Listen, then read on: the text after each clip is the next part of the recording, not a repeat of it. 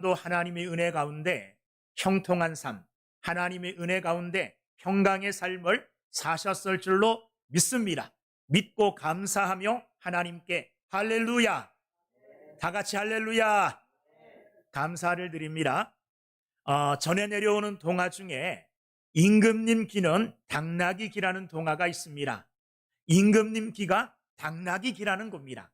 그런데 임금님의 이 비밀을 사람들은 아무도 몰랐습니다. 한 사람만이 알고 있었는데 그것은 임금님의 머리를 이렇게 관리해주는 이발사만이 이 사실을 알고 있었습니다. 이발사는 이 사실에 대하여 이야기하고 싶은, 남의 다른 사람들에게 말하고 싶은 이런 막 마음속에서 끌어오르는 욕망이 있었지만 참았습니다. 왜냐하면 임금님의 이 비밀이 알려졌을 때에는 자기가 살아남지 못할 것을 알고 있었기 때문에 그렇습니다. 그러나 마음속에서부터 자기가 알고 있는 이 비밀을 말하고 싶은 이 욕망을 참지 못해서 결국은 어떻게 했느냐? 대나무 숲에 가가지고 실컷 소리쳤습니다. 임금님 기는 당나귀기, 임금님 기는 당나귀기. 그때서야 속이 후련했다는 겁니다. 여러분, 사람들은 자기가 알고 있는 사실을 말하고 싶은 욕심이 있습니다. 자기만 알고 있는 것, 이런 비밀스러운 이런 다른 사람들에게 말하고 싶은 이런 욕심들, 이런 욕망들이 누구에게나 다 있습니다. 성경에도 이와 같은 욕망을 가진 사람이 있었는데 그 사람이 이름이 뭐냐 하면 예레미야입니다. 예레미야는 선지자로 하나님의 말씀, 하나님의 뜻을 백성들에게 선포하는 일을 했어요. 그런데 예레미야가 선포하는 내용이 어떤 내용이냐 하면 이스라엘 백성들의 멸망에 관한 내용이에요. 이스라엘 백성들이 멸망하게 될 것이라는 것을 선포하니 이스라엘 백성들에게서부터 돌아오는 게 뭡니까? 조롱과 모욕만이 돌아왔어요. 고난만이 돌아왔다는 겁니다. 그래서 어느 날 예레미야는 이런 결심을 했습니다. 예레미야 20장 9절에 보면 내가 다시는 여호와를 선포하지 아니하며 그의 이름으로 말하지 아니하리라. 다시는 여호와를 선포하지 않겠다는 거예요. 하나님의 이름으로 말하지 않겠다, 이렇게 결심했어요. 그런데 그 뒤에 보면 뭐라고 말씀하시느냐 하면 그렇게 했더니 나의 마음이 불붙는 것 같아서 골수에 사무치며 답답하여 견딜 수 없나이다. 하나님의 말씀을 내가 안 전해야 되겠다 하고 결심했더니 이 마음이 불붙는 것 같아가지고 답답하여서 견딜 수 없다고 이야기했습니다. 하나님의 말씀에 관한 이 뜨거운 마음을 누가 가졌느냐?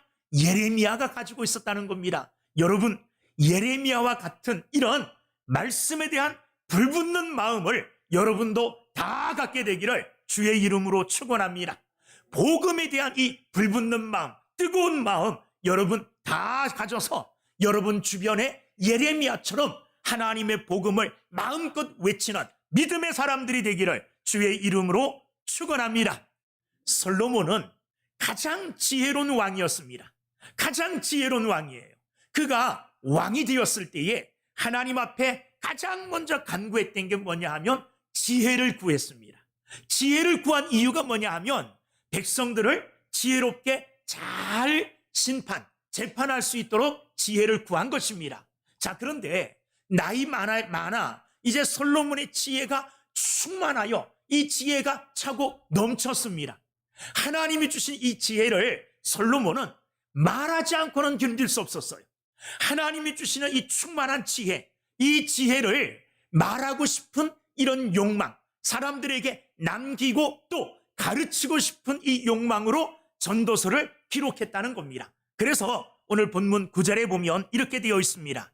전도자는 모여서 지혜자이어서, 전도자, 이 책을 기록한 솔로몬은 지혜자였다는 거예요. 이 지혜는 누구로부터 받은 겁니까? 하나님께로부터 받은 하늘의 지혜예요. 영적 지혜라는 겁니다. 그래서 지혜자이기 때문에 하나님이 주신 이 지혜를 9절 뒤에 읽어보면 여전히 백성에게 지식을 가르쳤고 하나님이 주신 이 지혜로 여전히 백성들에게 뭐 했느냐? 지식을 가르쳤다는 겁니다. 여기에 이 지식은 세상적인 지식이 아닙니다. 하나님을 아는 영적인 지식이에요.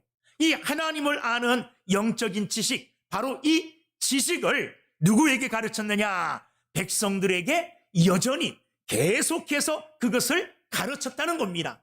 하나님이 주신 지혜가 마음속에 충만하니 이 지혜를 백성들에게 가르치고 싶은 이 마음으로 충만했어요. 그래서 그는 계속해서 백성들에게 이 지혜를 가르쳤다는 겁니다. 사랑하는 여러분들, 솔로몬이 가지고 있었던 이 영적 충만함, 그리고 예레미야가 가지고 있었던 불붙는 마음, 이 마음이 저와 여러분들에게도 있기를 바랍니다. 여러분들도 솔로몬처럼 영적 지혜에 충만하게 되기를 바라요. 하나님을 아는 지식으로 충만하여 하나님을 아는 지식을 나 혼자 갖고 있기는 너무나 정말 아깝고 나 혼자 갖고 있기는 너무나 이것이 귀한 말씀이라 여러분 솔로몬처럼 사람들에게 전하고 싶은 마음으로 마음껏 전하며 사는 여러분의 삶이 되기를 주의 이름으로 축원합니다. 전하기 위해서는 충만해야 돼요.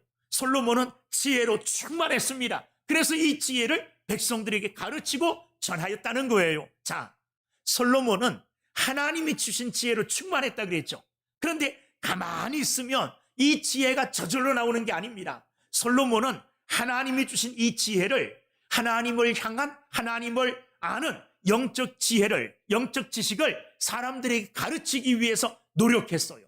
어떠한 노력을 했느냐? 9절 말씀 보십시오. 9절 뒤에 보면 또 깊이 생각하고 하나님이 주신 이 영적 지혜를, 지식을 백성들에게 가르치기 위해서 뭐 했다 그랬습니까? 깊이 생각했다는 거예요. 이건 묵상했다는 겁니다. 시간을 내어서 조용하게 그 하나님의 말씀의 뜻을 깊이 생각하고 깊이 묵상하고 되씹어서 그 말씀의 뜻을 마음에 새기고 삶에 새겨나갔다는 거예요. 뭐 하기 위해서요?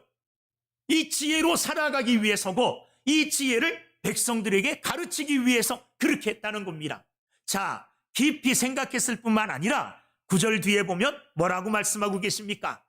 연구하여 하나님이 주신 이 영적 지혜를 사람들에게 가르치기 위하여 깊이 묵상했을 뿐만 아니라 연구했다 그랬어요. 연구했다는 것은요, 공부했다는 겁니다. 공부했다는 거예요.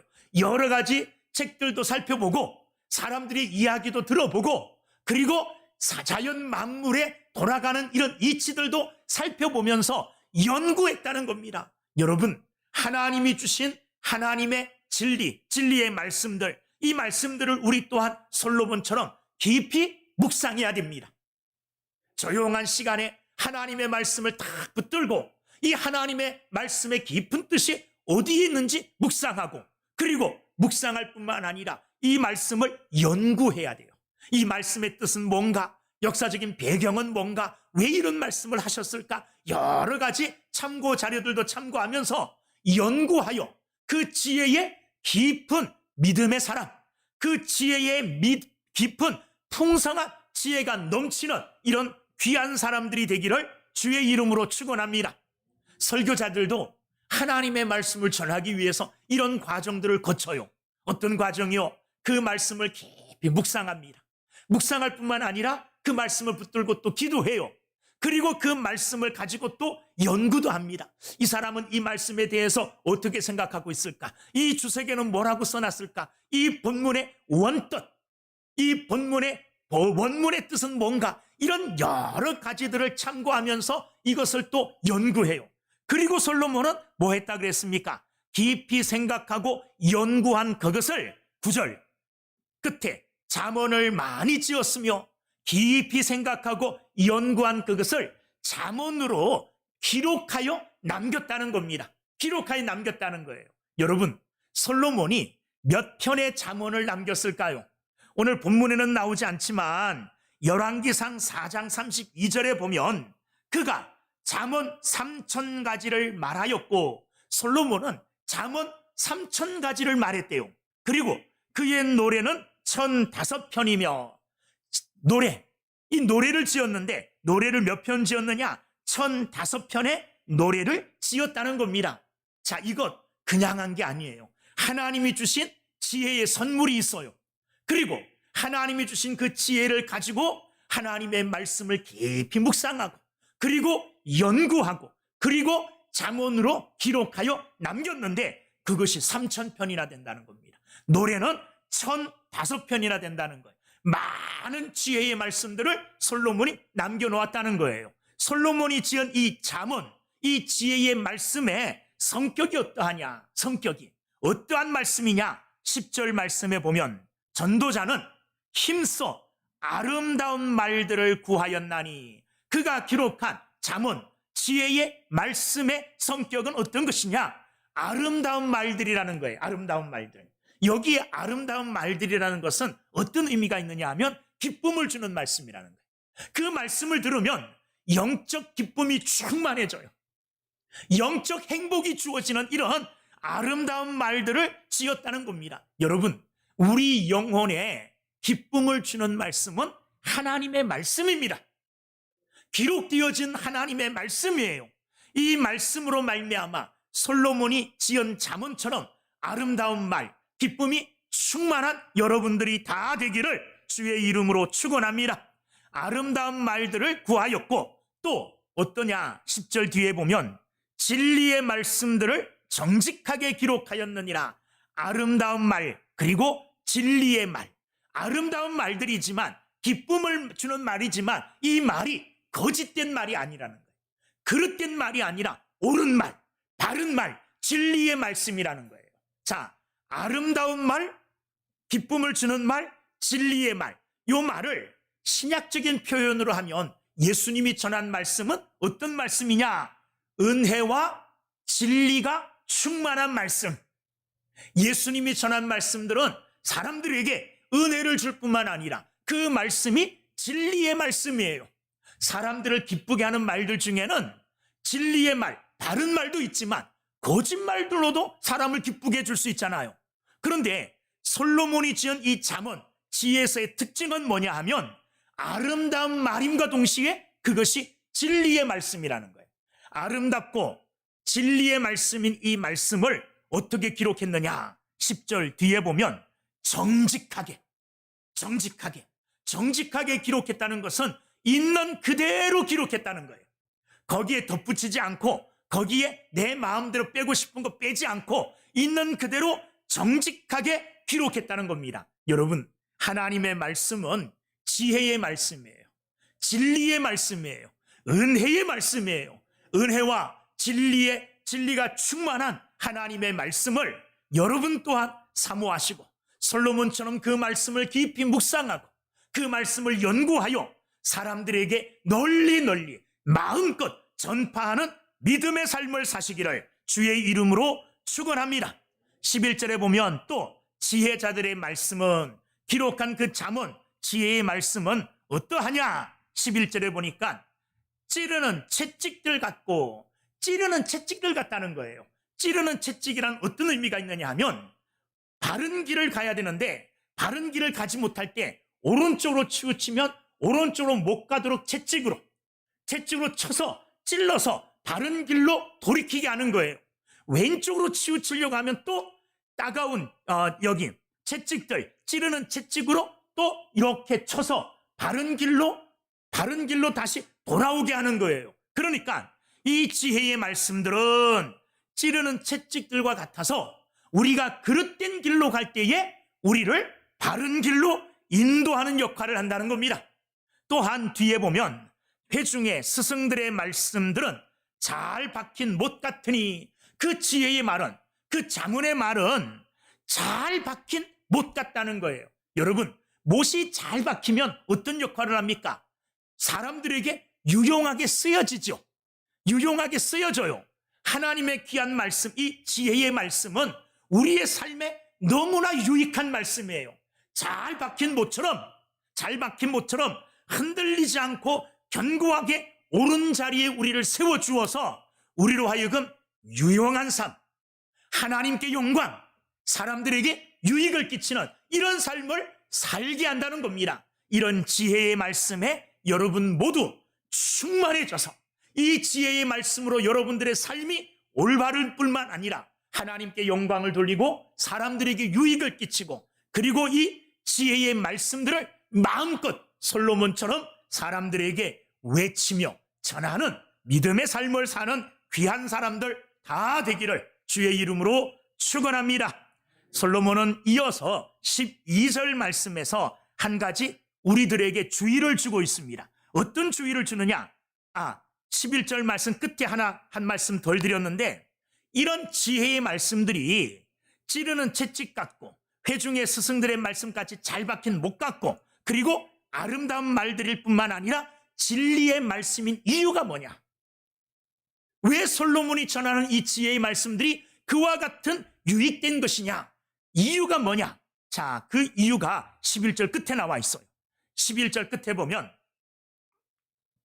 스승들의 말씀들은 잘 박힌 못 같으니 다 한 목자가 주신 바이니라.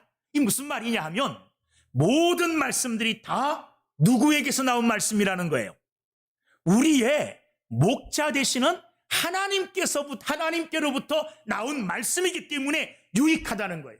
그 말씀이기 때문에 아름다운 말, 은혜로운 말, 기쁨을 주는 말이요, 진리의 말씀, 바른 말이고, 그리고 우리를 바른 길로 인도할 뿐만 아니라 우리를 정말 유용한 사람으로, 우리에게 유용한 삶을 우리에게 제공해 준다는 말입니다. 왜냐하면 그 말씀의 근거가 어디에서 나왔느냐?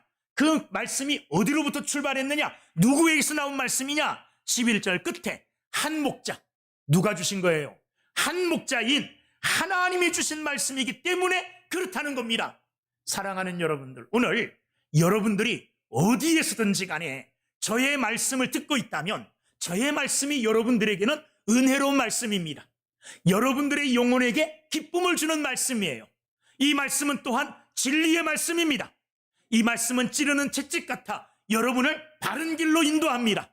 이 또한 이 말씀은 잘 박힌 목과 같아 여러분들의 삶에 유용한 유익을 주는 귀한 복된 말씀이에요. 이 말씀이, 지금 전하는 이 말씀이 이와 같은 복된 말씀인 이유가 어디에 있습니까? 하나님이 주신 말씀이기 때문에, 나의 목자이신, 저와 여러분들의 영원한 목자이신 하나님이 우리에게 주신 말씀이기 때문에 그래요. 말씀의 근거가 어디 있느냐? 하나님께로부터 왔기 때문에 그렇습니다. 설교의 권위, 설교의 능력, 설교의 영광은 어디에서부터 나타나느냐? 이 말씀이 하나님께로부터 왔다는 거에 근거되어져요.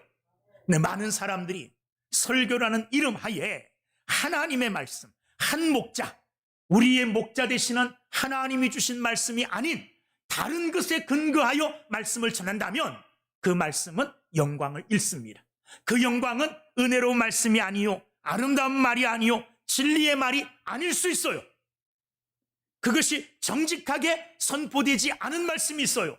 그러나 기록되어진 하나님의 말씀에 근거하여 전하여지는 모든 말씀들은 은혜로운 말, 아름다운 말, 영혼의 기쁨을 주는 말, 진리의 말씀, 찌르는 채찍과 같아서 우리를 옳은 길로 인도하고 잘 박힌 목과 같아서 이 말씀을 붙들고 살아가면 우리의 삶이 유용하게 될 뿐만 아니라 나 자체가 사람들에게 유익을 주는 유용한 사람이 되게 될 줄로 믿습니다. 솔로몬은 이제 이 앞에 하나님의 말씀, 이 지혜의 말씀의 성격을 말씀하시고 그 다음에 결론을 말씀하시기 전에 그 가운데 12절 말씀에서 하나의 주의를 주어요. 어떤 주의를 주느냐? 12절 말씀, 내 아들아 또 이것들로부터 경계를 받으라. 많은 책들을 짓는 것은 끝이 없고 많이 공부하는 것은 몸을 피곤하게 하느니라. 이렇게 말씀하고 계십니다. 자, 거기 보면 공부하지 말라는 말이 아닙니다. 연구하지 말라는 게 아니에요. 책을 짓지 말라 이런 말씀들이 아닙니다. 무슨 말이냐? 세상 사람들이 아무리 책을 많이 짓고 세상 사람들이 아무리 공부를 많이 해도 하나님에 관한 지식, 영적 지식, 특별히 인생의 가장 근본적인 문제에 대하여는 해답을 줄 수 없다는 거예요. 인생의 가장 근본적인 문제의 해답은 공부 많이 해서 얻을 수 있는 게 아니고, 책 많이 써서 얻을 수 있는 게 아니고, 그 문제의 해답은 어디에서 오느냐? 하나님께로부터 온다는 겁니다. 하나님께로부터. 왜 하나님께로부터 온다는 겁니까? 지난주에 제가 말씀드렸죠. 우리는 피조물이에요. 그래서 창조주 하나님을 기억하라 그랬어요. 창조주 하나님. 인생이 지음받대 누구에게 지음받았느냐? 창조주 하나님께로부터 지음을 받았어요. 창조주가 인생을 지을 때에 창조주가 인생의 목적을 만드는 거예요. 인생의 목적을 두고 창조하는 겁니다. 여러분, 이 땅에서 생산 활동을 하는 모든 사람들이 그냥 물건을 막 만들어내는 게 아닙니다. 막 만들어내는 게 아니에요. 목적을 가지고 만들어내는 겁니다. 어떤 물건을 만들 때는 이 물건을 어디에 쓸 건가 생각하고 만들어내는 거잖아요. 이 마이크 만들어낼 때에 마이크 만드는 사람이 아무렇게나 막 만들었더니 마이크가 됐다는 게 아니에요. 이 마이크의 사용 용도, 목적에 맞추어서 이 마이크를 만든 거예요. 창조주 하나님께서도 우리를 창조하실 때에 우리를 창조하기 전에 인생의 목적을 분명히 하고, 사람의 창조 목적을 분명히 하고 하나님이 우리를 창조하신 거예요. 그러므로 인생의 가장 근본적인 문제의 해답은 어디에 있느냐? 사람들에게 있는 게 아니라는 거예요. 아무리 많이 연구하고 공부하고 노력한다고 해서 우리에게서 인생의 문제의 답이 나오는 게 아니라는 거예요. 인생의 문제의 답은 어디 있느냐? 하나님께 있다는 겁니다. 할렐루야. 그래서 솔로몬은 13절에 일의 결국을 다 들었으니 내가 이제 다 얘기했다. 내가 다 얘기했다. 이제 너희들이 내가 얘기하는 것을 다 들었지 않느냐? 자, 들은 그것을 가지고 이제 내가 결론 맺겠다. 이제 내가 결론적으로 말하겠다. 이러면서 13절과 14절에 전도서의 최종 목적, 결론을 말합니다. 그 결론이 뭡니까? 13절, 일의 결국을 다 들었으니 하나님을 경외하고 그의 명령들을 지킬지어다. 이것이 모든 사람의 본분이니라. 모든 사람의 뭐라는 겁니까? 본분이래요. 이 모든 사람, 이 본분에서 빠져나갈 사람은 아무도 없다는 거예요. 인생 모두, 이 땅을 거쳐간 모든 사람들, 이 땅에 살고 있는 사람들, 앞으로 이 땅에 올 모든 사람들, 그 모든 인생이 가져야 될, 반드시 가져야 될 본분, 의무가 뭐냐 하면 앞에 말씀하신 하나님을 경외하는 것하고 그의 명령을 지키는 것, 이 두 가지라는 겁니다. 할렐루야. 솔로몬은 일의 결국을 다 들었으니 너희들이 나의 말을 다 듣지 않았느냐? 나의 말을, 나를 봐라. 내가 이 땅에서 부족한 게 뭐 있었느냐? 지혜가 가장 뛰어난 왕이었고 부귀영화 다 누려보았다. 그런데 이 모든 과정들을 다 거쳤던, 다 누려보았던 내가 나의 삶을 너희들에게 다 이야기했다.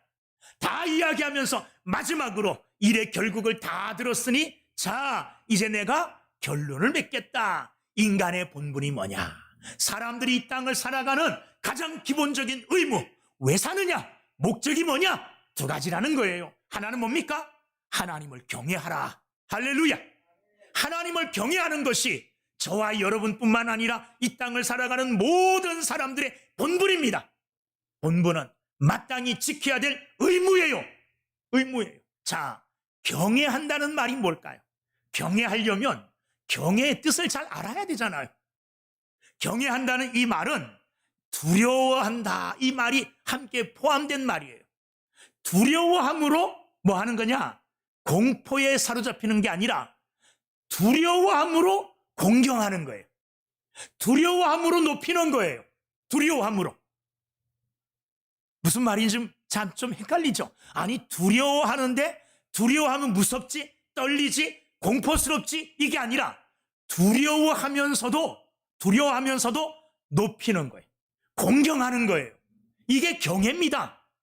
이 두 가지가 한꺼번에 나타나는 거예요. 두려우면서도 존경스러워요.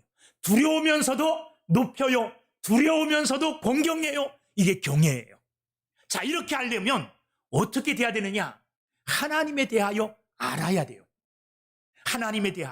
하나님에 대하여 아무것도 모르고 하나님 무섭네, 하나님 두렵네, 이런 말 할 수 없어요. 하나님을 알게 된 그 하나님에 대하여 두려운 마음이 생기면서도 너무 크고 위대하여서 두려운 마음과 동시에 그분을 섬기고 싶은 마음이 드는 거예요. 그분을 높이고 싶은 마음이 드는 거예요. 이게 경애예요, 경애. 자, 한 예를 들면 야곱이 아버지 집을 떠납니다. 형의 모든 축복을 가로채고 이제 아버지의 집을 떠나 외삼촌 댁으로 가는 중에 광야에서 돌을 베개 삼아 잠을 자요. 아무것도 모르고 잠을 자요. 그런데 꿈속에 누가 나타납니까? 천사가 나타나요. 그리고 하늘의 영광을 보게 됩니다. 하늘과 땅 사이에 사닥다리가 놓여지고 천사들이 하늘로부터 사닥다리를 통하여 내려왔다 올라갔다 하는 걸 봐요. 그리고 그 가운데 하나님의 음성을 듣습니다. 하나님의 음성을. 하나님이 야곱을 축복하는 축복의 음성을 들어요. 이게 창세기 28장에 나오는 말씀이에요. 창세기 28장 15절. 내가 너와 함께 있어 내가 어디로 가든지 너를 지키며 너를 이끌어 이 땅으로 돌아오게 할지라. 내가 내게 허락한 것을 다 이루기까지 너를 떠나지 아니하리라. 이런 하나님의 음성을 듣습니다. 이 하나님의 음성을 들음과 동시에 28장 16절에 보면 야곱이 잠이 깨어 이르되, 자, 아무 생각 없이 잠들었다가 꿈속에 환상을 보게 돼요. 그리고 하나님의 음성을 듣게 돼요. 그리고는 잠이 깨어서 뭐라고 고백하는지 아세요? 16절에 여호와께서 과연 여기 계시거늘 내가 알지 못하였도다. 28장 17절 이에 두려워하여 이르되 두렵도다 이곳이요 이것은 다름 아닌 하나님의 집이요 이는 하늘의 문이로다. 자, 야곱이 외삼촌 댁에 가다가 광야에서 잠이 들었어요. 아무 생각 없이, 두려운 마음 없이 그냥 인간적으로 광야니까 사람들이 없으니까 좀 무서운 마음 들었을 줄 몰라요. 이건 영적 두려움이 아니죠. 그런데 꿈속에서 환상 가운데 하나님을 보게 돼요. 영광스러움을 보게 돼요. 하나님의 음성을 듣게 돼요. 잠이 깨어서 놀랐어요. 두려웠어요. 왜 두려웠습니까? 여기 하나님이 계셨다는 거예요. 이 광야에 나 혼자 있는 줄 알았는데 누가 계셨다는 겁니까? 하나님이 계셨다는 거예요. 그 하나님의 영광을 환상을 통하여 보게 되었어요. 크신 하나님, 위대하신 하나님, 나는 형의 축복을 가로채고 형의 손을 피해서 도망치는 신세인데 나 같은 이 보잘것없는 자에게도 하나님께서, 크신 하나님께서 찾아와 주셨고 여기에 같이 계시는구나. 이것을 야곱이 안 후에 두려운 마음이 들었다는 거예요. 이게 진정한 두려운 마음이에요. 하나님을 알게 되어지면, 하나님을 경험하게 되어지면 나에 비하여 너무너무 위대하시고 광대하신 하나님이 갑자기 두려운 마음이 들어요. 무서워져요. 그러면서도 도망가는 것이 아니라 오히려 그 크신 하나님 앞에 무릎 꿇게 되고 그 하나님을 경배하게 되고 그 하나님을 높이게 되는 거예요. 이게 하나님을 향한 경외입니다. 신약 성경에 와서 또 그 비슷한 예가 하나 있어요. 베드로가 밤새도록 고기잡이를 하고 한 마리도 잡지 못합니다. 그런데 예수님께서 그 베드로를 보고 깊은 데 가서 그물을 내려라. 베드로가 예수님의 이 말씀을 듣고 말씀에 의지하여 깊은 데 가서 그물을 내렸어요. 그때까지도 영적 두려움 하나도 없었어요. 그런데 한 마리도 못 잡았는데 고기 잡는 어부의 일에 대해서 아무것도 모르는 예수님이 깊은 데 가서 그물을 내려라 이 말씀하셨어요. 자기 경험으로는 안 맞는 거예요. 그러나 말씀에 의지해서 갔어요. 그리고는 말씀 따라 깊은 데서 그물을 내렸습니다. 그랬더니 어떻게 됐습니까? 그물에 꽉 차게 고기가 잡혔어요. 꽉 차게. 그리고 베드로가 나와서 어떻게 했느냐? 누가복음 5장 8절이에요.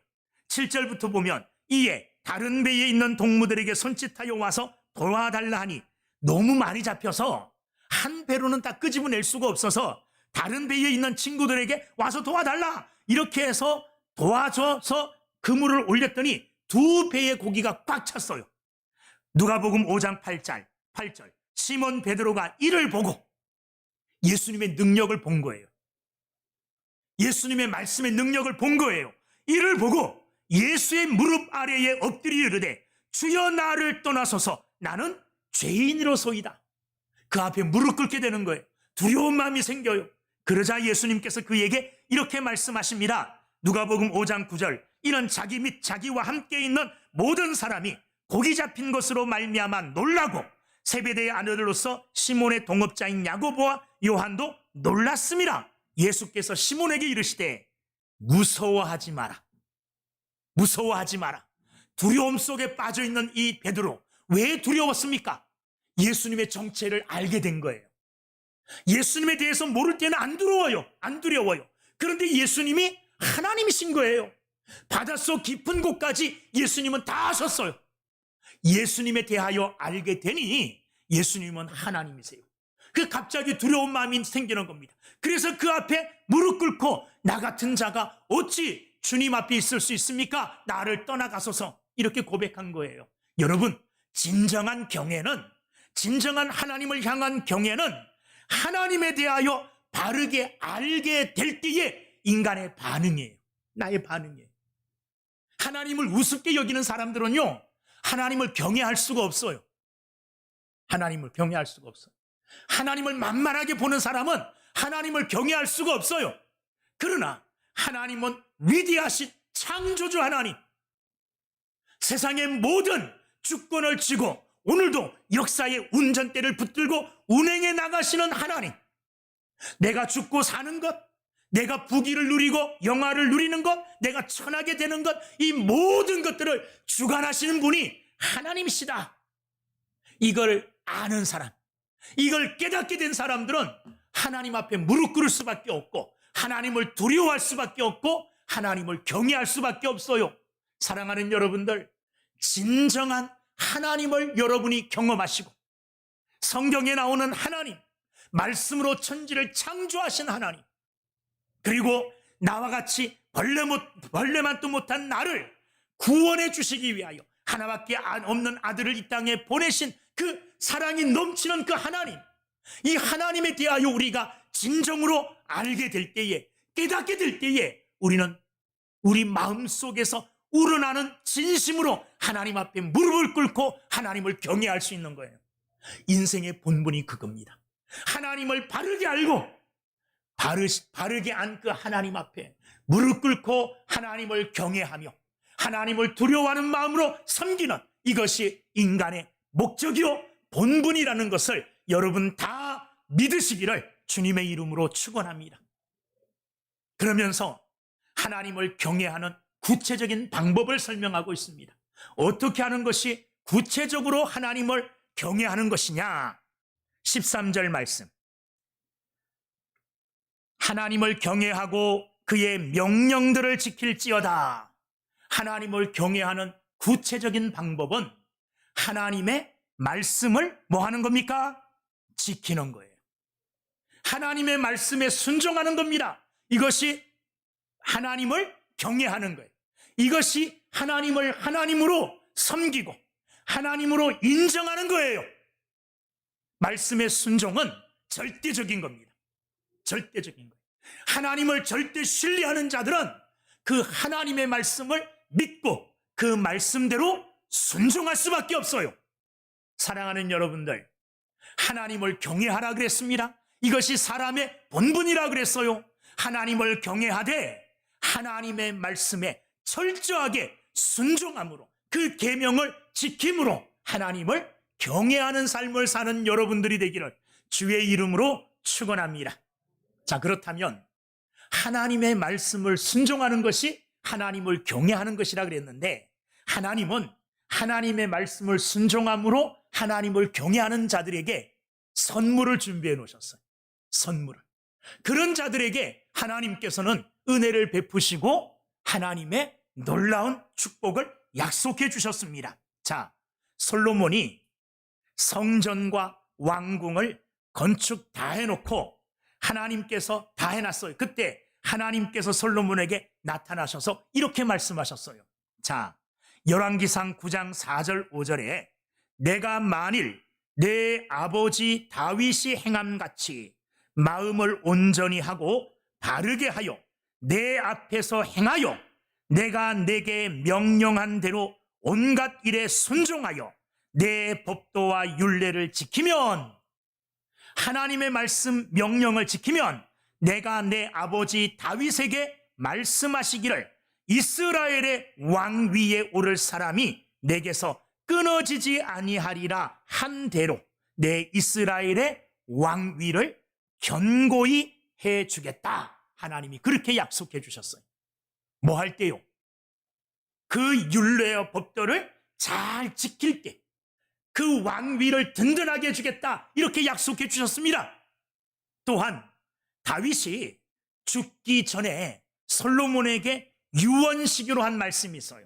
열왕기상 2장 3절. 이건 다윗의 유언입니다. 누구에게 주는 유언이냐? 솔로몬에게 남기는 유언이에요. 그 말씀에 내 하나님 여호와의 명령을 지켜 그 길로 행하여 그 법률과 계명과 율례와 증거를 모세의 율법에 기록된 대로 지키라. 그리하면 내가 무엇을 하든지 어디로 가든지 형통하리라. 할렐루야. 하나님이 하나님의 말씀에 순종하는 자들에게 귀한 약속을 해주셨어요. 왕위를 견고하게 해주겠다. 어디를 가든지 무엇을 하든지 형통하게 해주겠다. 이것이 하나님의 말씀에 순종하는 자들에게 하나님이 약속하신 하나님의 축복의 말씀입니다. 사랑하는 여러분들, 하나님을 경외하십시오. 하나님을 경외하시되 하나님의 말씀에 전적으로 순종하시면서 하나님을 경외하십시오. 그러면 하나님이 약속하신 이 놀라운 축복들이 여러분들의 삶에 나타나게 될 줄로 믿습니다. 하나님을 경외하되 어떻게 하라 그랬습니까? 말씀을 순종하는 것이 하나님을 경외하는 거라 그랬어요. 그 다음에 최종적으로 하나님을 경외하는 가장 멋진 건 뭐냐 하면 하나님을 예배하는 겁니다. 하나님을 예배 빼놓고 하나님을 경외하는 것 말할 수 없어요. 예배 빼놓고. 인간의 가장 복된 삶은 뭐냐? 예배할 수 있다는 겁니다. 예배할 수 있다는 거예요. 여러분, 하나님의 말씀에 순종하는 삶을 살고 어디서든지 하나님의 영광을 나타내는 삶을 살아요. 그런데 그 모든 삶의 최종적인 열매는 뭐냐 하면 예배로 하나님께 연락하는 거예요. 예배로 하나님께 올려드리는 거예요. 예배.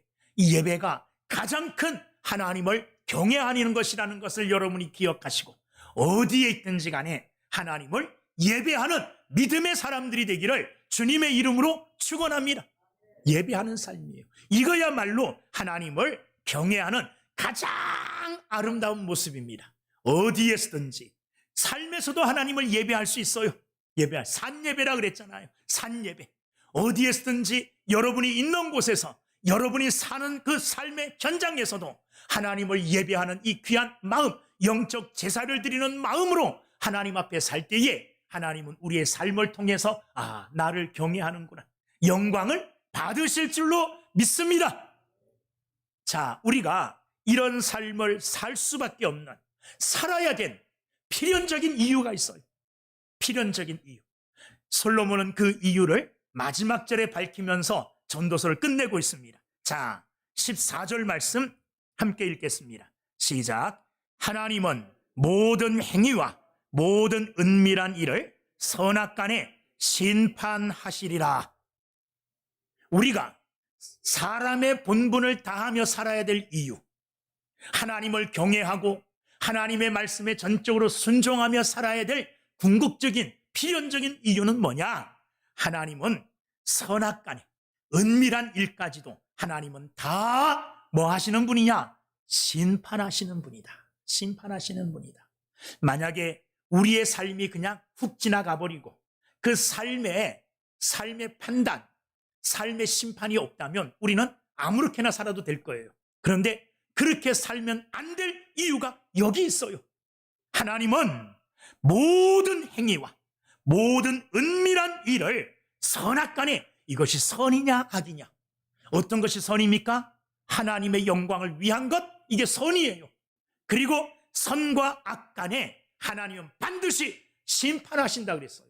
이 하나님의 심판을 늘 기억하시고 인간의 가장 위대한 본분, 마땅히 해야 될 모든 사람들이 지켜야 될 본분이 뭐냐? 하나님을 경외하고 그의 말씀을 순종하는 것. 이것이 우리의 본분임을 기억하고 평생 하나님을 영원히 경외하는 믿음의 삶을 사시고 경외하는 구체적인 삶으로 하나님의 말씀을 실천하며 사시며 그 실천한 모든 삶을 모아 하나님 앞에 예배함으로 영광 돌리는 믿음의 사람들이 다 되기를 주의 이름으로 축원합니다. 기도하겠습니다. 은혜로우신 아버지 하나님 감사합니다. 일의 결국을 다 들었으니 하나님을 경외하고 그의 명령들을 지킬지어다. 이것이 우리의 본분임을 기억하고 일평생 하나님을 경외하며 하나님의 말씀에 순종하는 삶을 사는 저희들 다 되게 하여 주시옵소서. 어떤 어려움과 역경이 닥쳐올지라도 그 위기 앞에서도 하나님을 경외하는 믿음 지키게 해 주시옵소서.